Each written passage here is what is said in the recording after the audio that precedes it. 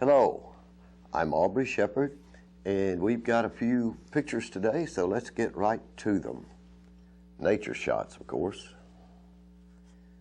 Okay, you see a tiny blue-tailed fly or bee. I can't be sure, but it's on bone set. Here's something you will recognize, and I can describe. It's the monarch butterfly. This one is also on bone set, which is in the same family with the Joe Pye weed. Some people may call this a white Joe Pye weed. Anyway, that monarch is female, and she's on the edge of right in the corner where my backyard and World Peace Wetland Prairie and the Hill Place apartment complex parkland fits together. So not whose part she's on, but anyway, she's possibly one of the ones who's been laying eggs and hoping to have progeny follow her in the area on milkweed plants. This time of year, it's really critical for these late migrating monarchs that they be able to reproduce and have strength. The ones that are hatched this month and next month in October are the ones going to try to go to Mexico, way down there, and survive the winter and come back in April or May to the United States. And some of them will be up here by then, if the weather's right, and try to reproduce 2 or 3 generations next year. So they live a long time if they're born late in the year. But that one probably is not going to make the trip. Well, you just saw a nice wasp on a bone set, and there you see a bumblebee, also, I believe, on bone set.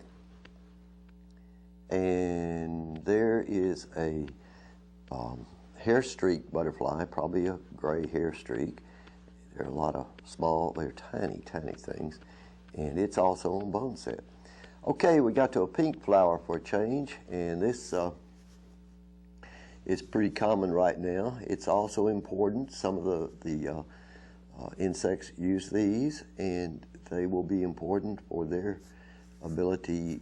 You know, different insects, native insects, go underground. They go into logs. They roll themselves up into leaves. They find various ways to survive the winter. And I can't tell you even about a few of them. Okay, there's a patch of that pink flower on World Peace Wetland Prairie. And there were several patches. They're actually in places they haven't been before. And that's interesting, whether maybe I scattered some seed and don't particularly remember it right now, or the birds brought it.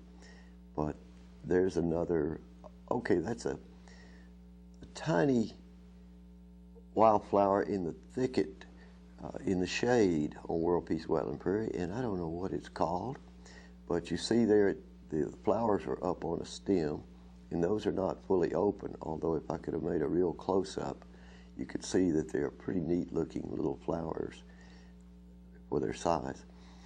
Well, there you see some signs on the World Peace Wetland Prairie out by the street, and also back in past the picnic benches near the garden, one of the gardens.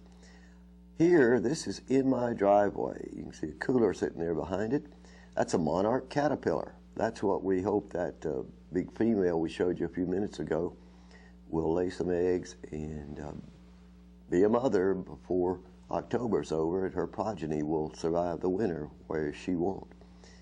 But anyway, this morning, I'm recording this on the 14th of September, and I went out in the rain and tried to get some pictures, and there were 10 monarch caterpillars on just, I guess, 3 different milkweed plants. You can see 2 there together in that shot, but caterpillars in different sizes, and that's on swamp milkweed. That's one I have in a pot, so I could keep it watered, because so many of the ones out on the prairie are already drying up, and the monarchs caterpillars have eaten all the leaves off. Others just dried up because of the drought. We had less than 1/10 of an inch of rain, I think, in South Fayetteville in the month of August. Now we're getting rain, and everything's looking better, and we hope to see some of those caterpillars coming out of a chrysalis in a few weeks and flying south. They'll still need every kind of flowering plant you can see out there to gain strength and head south on their journey. And there'll be a lot more flying from the north through Fayetteville, going southwestward into Texas. And so please don't mow down those little wildflowers. Don't call them weeds and whack them down. Think of them as wildlife food, and particularly in the case of the insects such as the monarch butterfly that depend on them. Till next